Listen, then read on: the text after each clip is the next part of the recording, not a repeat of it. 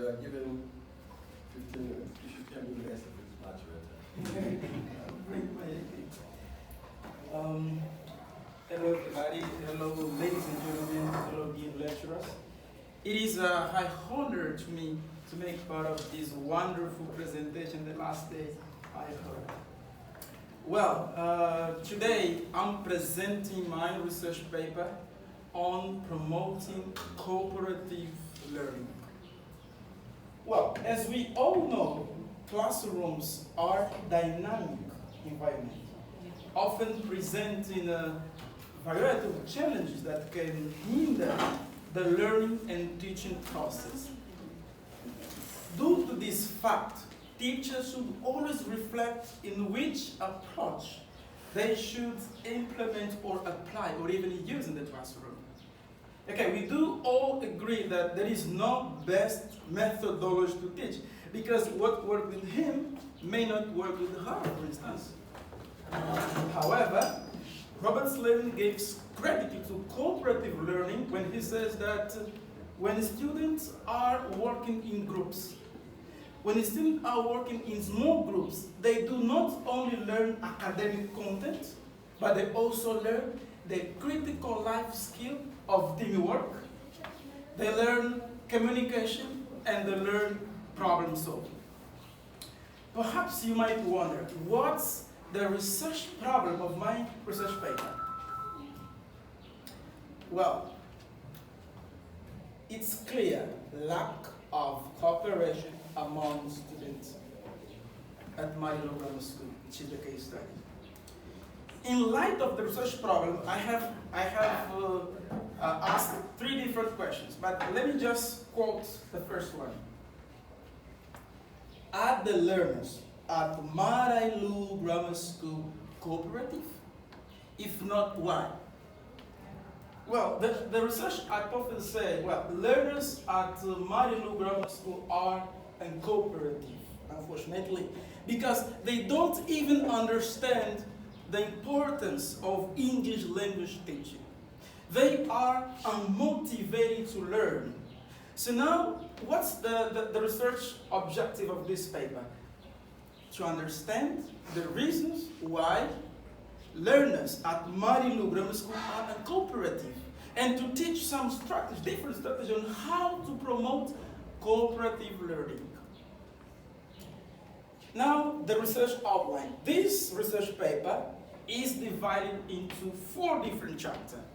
Chapter 1 talks about the contextual background related to Marilo Grammar School. Chapter 2 talks about the literature review related to cooperative learning. Chapter 3, research methodology. The last chapter to present the data analysis and interpretation.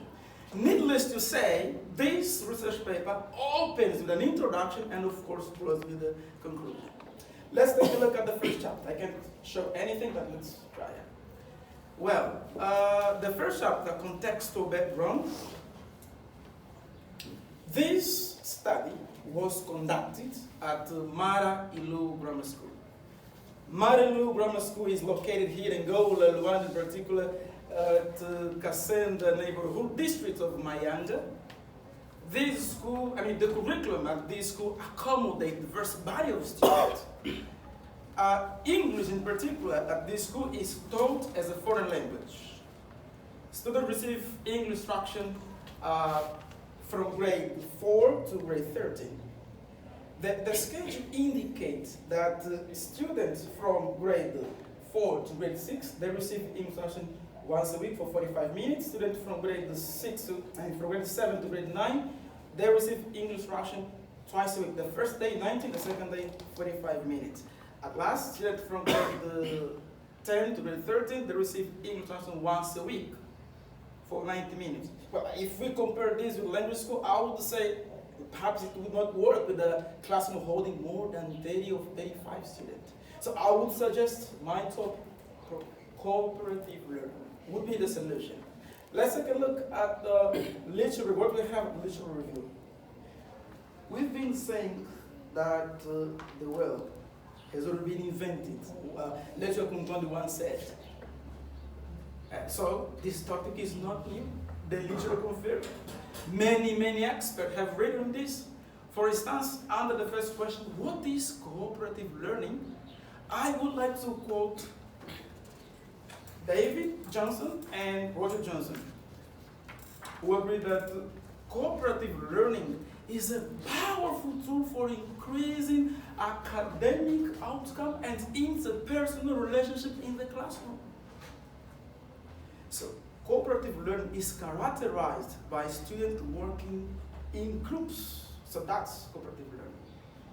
Now, why should you and I, why should lecturers implement this approach?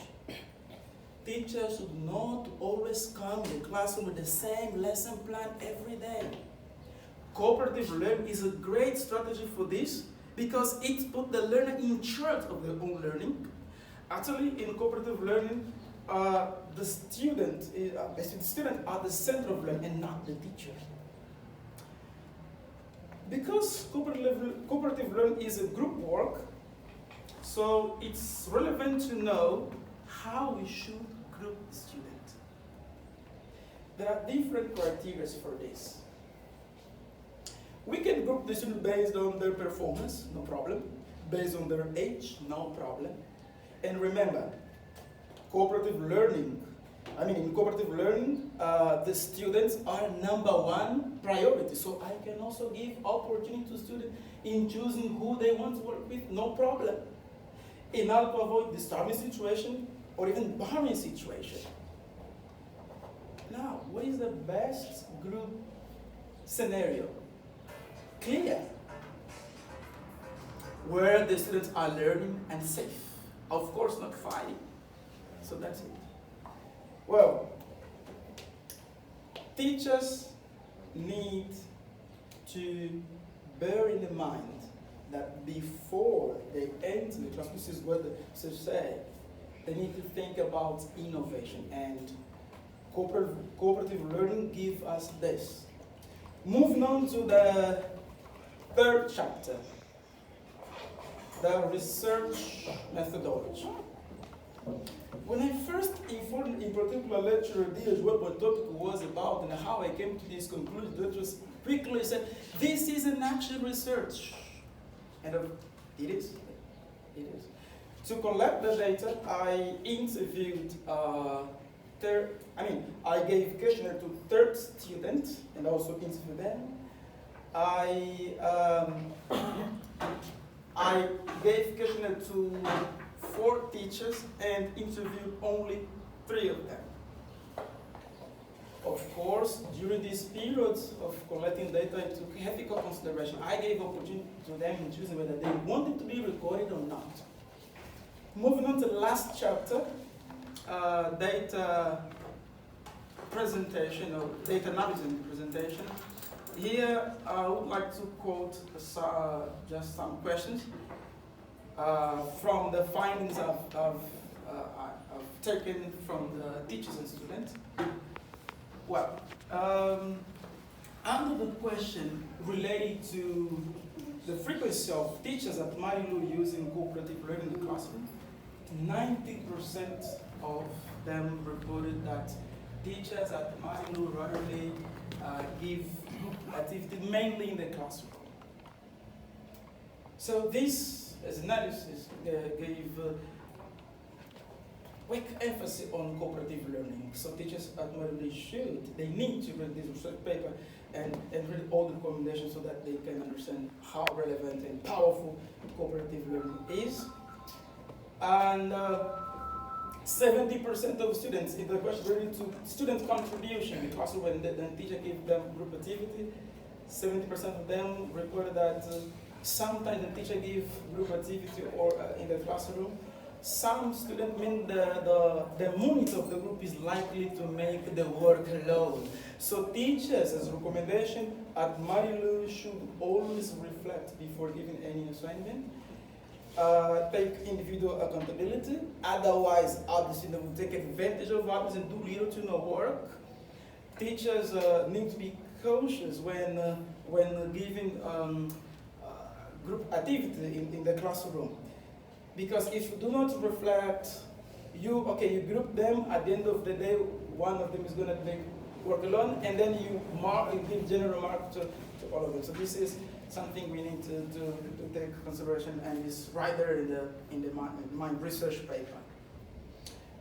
To conclude, I would say that this research paper explored the multifaceted reason for implementing cooperative learning in the classroom. Again, CL, cooperative learning, is a powerful tool for improving cooperative, for improving motivation, increasing motivation, and it's a powerful tool for increasing relationship among students in the classroom. So right now I would say thank you everybody for coming. Thank you the lecturer for this wonderful opportunity. I finish here. Perhaps the lecturer have something else you need to clarify, and I'm here for this. Thank you so much.